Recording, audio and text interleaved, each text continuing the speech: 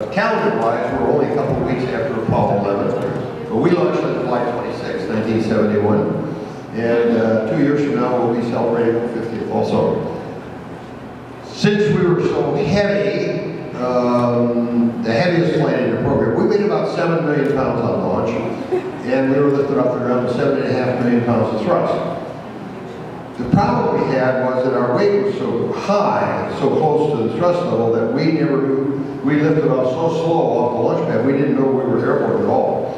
Launch control had to tell us that we were on our way. It took us 12 seconds to get past the launch umbilical tower, and it took us 13 and a half minutes to get into orbit at 90 miles. We couldn't even go higher than 90 miles because we were so heavy. We didn't have enough fuel on board. So we went into orbit at 90 miles. Compare that with the shuttle. When the shuttle launched, it would go into an orbit of 120, 130 miles in 8.5 minutes. And it took us 13 and a half just to get to 90 miles. So that was a function of how heavy we were. Went around the world one half times, fired up the engine again, accelerated out to what it would take to go to the moon. And I've always maintained that going to the moon is almost easier than going into Earth orbit, because you're going in a straight line. You kind of know where you are and where you're going, and you can see it all. Going around the world, you just go around and around and around and around, and lots of problems with that. We had to add about 8,000 miles an hour. Of course, orbital velocity is 17.5, and that's just a horizontal speed such that the gravitational attraction of the Earth is pulling us towards the center of the gravity center of the Earth, but we're going fast enough horizontally to never come back to Earth, you just go around.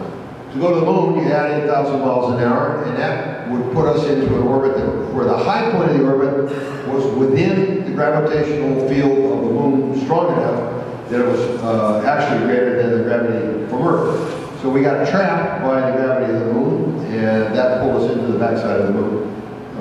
And then we had to slow down to stay there. And here's the moon that we saw going out. Our landing site was very challenging. We landed in an area called Hadley Rill, which is 27 degrees north of the lunar equator. All the flights before ours had landed in a band of plus or minus 10 degrees from the lunar equator. But we went into this landing site that was 27 degrees north. We didn't really know what the gravitational constants were in that kind of a trajectory. We knew what they were within plus or minus 10 degrees because we had all kinds of objects flying around the moon in that band. But at 27 degrees north, we did not know what the gravitational forces of the moon were going to do to us. We went into an orbit the night before landing. We were 60 miles high on the backside of the moon, and we're 50,000 feet over the landing site. I want to get down to a point where Dave and Jim could conserve fuel, and the lower I could go, the more fuel they could conserve for the end of, just before landing. So we went into this orbit of 60 by 50, and Dave had to fly over a mountain. You see on the right side of the slide here, that's Mount Hadley, which is 15,000 feet high. Dave had to fly over that 15,000 foot mountain to get down to his landing site. And we started out at 50,000 feet, which is 35,000 feet over the top of that mountain, which is fine. But we slept overnight. When we got up the next morning, we found out from mission control that we were down to somewhere around 30,000, 33,000 feet, something like that. That was with a plus or minus 9.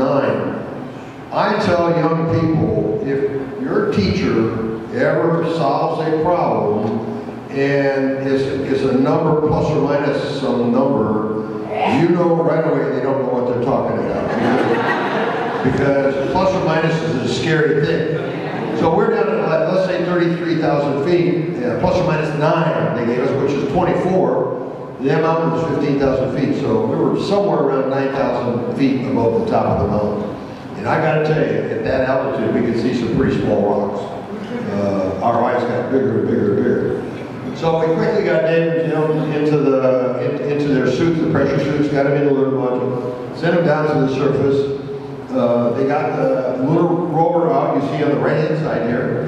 That was carried in a spare bay in the lunar module. They had to pull it out on a chain hoist, drop it down the surface, unfold wheels and all that. And that gave them much greater mobility than they would have had if they were walking. So here you see Jim saluting the flag. That's Mount Hadley in the back that Dave had to fly over on his way back. While they're doing that, I'm in a little orbit by myself, and as I said before, after 4.5 days with those guys, I was glad to get rid of them for a while. But I had a lot to do. I worked about 20 hours a day. That's another thing. In space, you don't really need a lot of sleep. Our heart works against gravity. My heart right now is working to pump blood from the bottom of my feet to the top of my head against gravity. When you don't have gravity working on you, your heart has a pretty easy time of it. And in fact, my heart rate, my heart rate before flight ran about 50. Right at launch, it jumped up to about 75. When I got into orbit, it dropped to 15. Because with no gravity acting on it, your heart didn't have to work very hard. As you go through the flight, your heart rate kind of builds back up to around 60. Mine did. It made for a comfortable sort of flight, and I didn't need much sleep because my heart didn't have to work that hard. So I got about 4 hours sleep a night. I did science for about 20 hours a day. I mapped something like 25% of the lunar surface. Took pictures of a lot of things, did a lot of visual observations, and in fact, we were having a discussion back in those days about what made the features on the surface of the moon. And there were two trains of thought. One was it was volcanic, and the other was it was meteor impact. Well, the truth is, it's a little of both. So I was tasked with looking for recent volcanic activity, and I found that in an area called Taurus Littoral.